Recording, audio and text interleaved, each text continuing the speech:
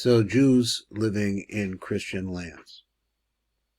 So we saw a little bit about the 13th century England, France. Now we're going to go a little further. So the period of time between those expulsions and the different kinds of massacres that took place, we're in a period until the expulsion from Spain. The situation happened in Spain is really difficult. Now here is a drawing. Let's see, I think we have it about as good as we can. This is a drawing, and it says down here in the blurb, let me see if I can get it all in the same place. It says, burning of books by Pedro Berruguete. So here, this person is Saint Dominic, supervises the burning of the books of the Talmud.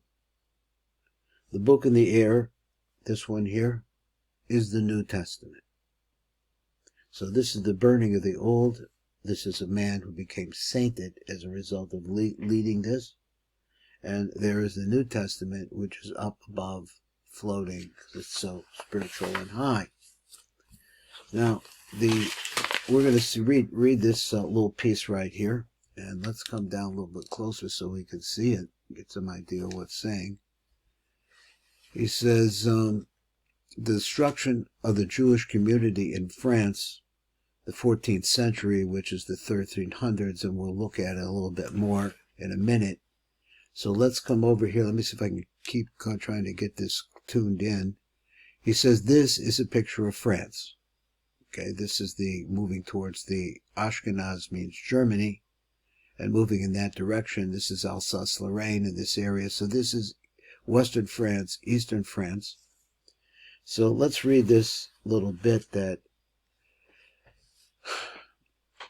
Dr. Beinart has written for us. The 100 Years' War between England and France, which was in this period of time 1337 to 1453, further impoverished France. An attempt was made between the years 1359 and 1361 to renew Jewish settlement in the country. Privileges of protection were extended to the Jews, and for a period of 20 years, they were even allowed to charge a high rate of interest on loans. There was no money. In 1365 and 1366, certain factions tried to influence the crown to expel the Jews. Charles V, the years 1364 to 1380, did in fact sign a decree to this effect on 6 January 1367, but it was never implemented. The king also ordered an inventory of Jewish property. Similar decrees were issued in 1368 and 1370. When Charles V died in 1380, the population attacked the Jews, killing many. They died as martyrs, and their children were kidnapped. In Paris, the provost Hugues, and just Hugues Aubriot, tried to to thwart the rioters, even returning kidnapped children to their parents, but he was dismissed and imprisoned. Aubriot and the Jews were both casualties of the anti-crown riots of 1382.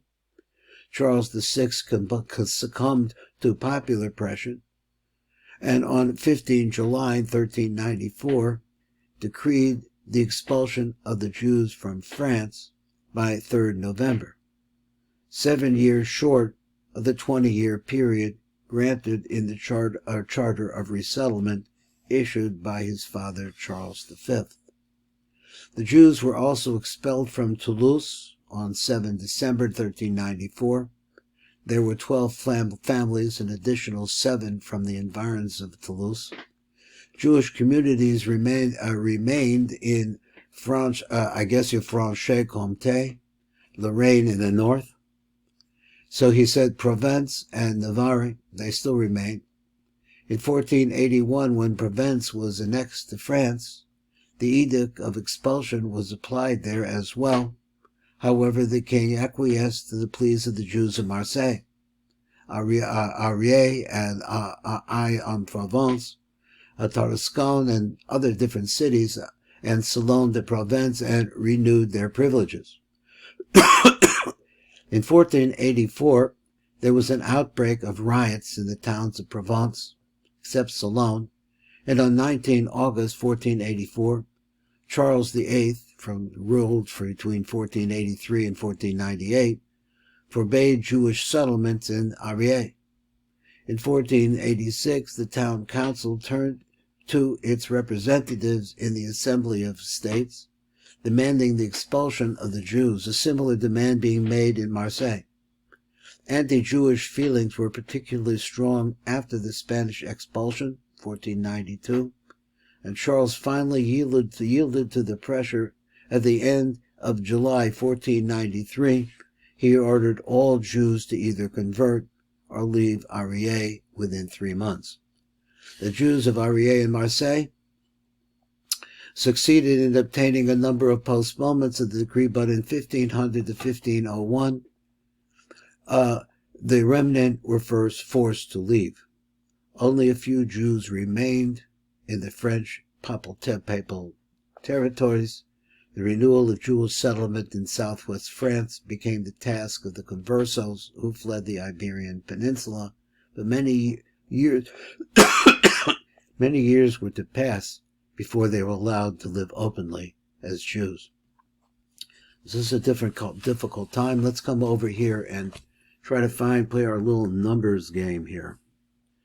So let's find number 1. It's down here. Let me see if we can read it easily enough. He says, King Louis X invites Jews to return to France. 12-year agreement includes restriction on money lending and interest rates. So Jews were money lenders to the royalty and to other people of substance who lived a high lifestyle. In 1317, there was a blood libel in this place called Chinon.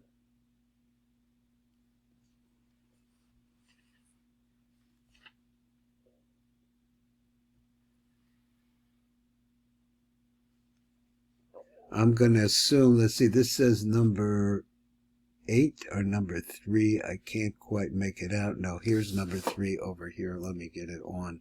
Let me see if that light helps at all. So he says number 3, 1320 to 1320, Pastoraux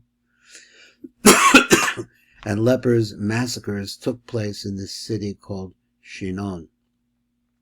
Number 4, where's number 4? Number 4 is down here at the bottom in southern France in a place called Toulouse.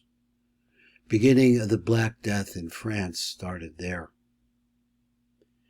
Number 5. Where is number 5? Here it is. 1332 to 1359, Jews leave central France. Okay, they have to leave the center of France. Number 6.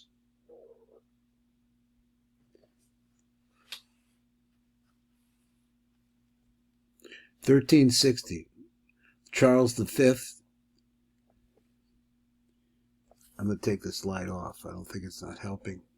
Charles V negotiates with Monsieur de Vesoul, results in return of Jews for 20 years.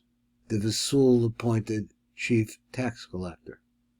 Now, if you're an Ashkenaz Jew, then you understand that this is part of the pattern. I mean, 20 years is not a long time. We think here in the United States at this time, we'll live here forever. Why not? Although we see that situation is really changing strongly in a lot of places. Number 7, Charles VI extends residence agreement, provoking uprising against Jews. So here we are, this in Paris. Number 8, I know, is up at the top. Number 8 says, let's go a little closer. Let's get a little bit closer and try to zoom on it. He says, 15th July, 1392. 1394. Charles VI orders the expulsion of the Jews. So from here we see 1394, and the Jews are moving towards Germany. Number 9. down here at the very bottom. It says, number 9, in the year 1484, there was a massacre of Jews of Provence towns all throughout this area, Marseille, Arles, Salon. All of these different places, they were massacres. Okay, moving right along. Number 10. Where is 10? Right in the middle.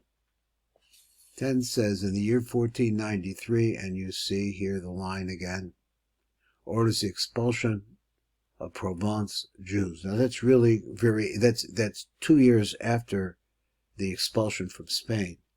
So now you have the Jews moving out. Can't imagine what it was like to be Jewish at that time. Just imagine what difficulty it would be to have to move, get a short period of time to make a living in a country like France, and then find out that you have to leave and that the citizenry is dangerous. This is Baruch Fleischman. You've been listening to Dr. Haim Beinart, Atlas of Jewish History, medieval Jewish history, and how, in fact, we're still here.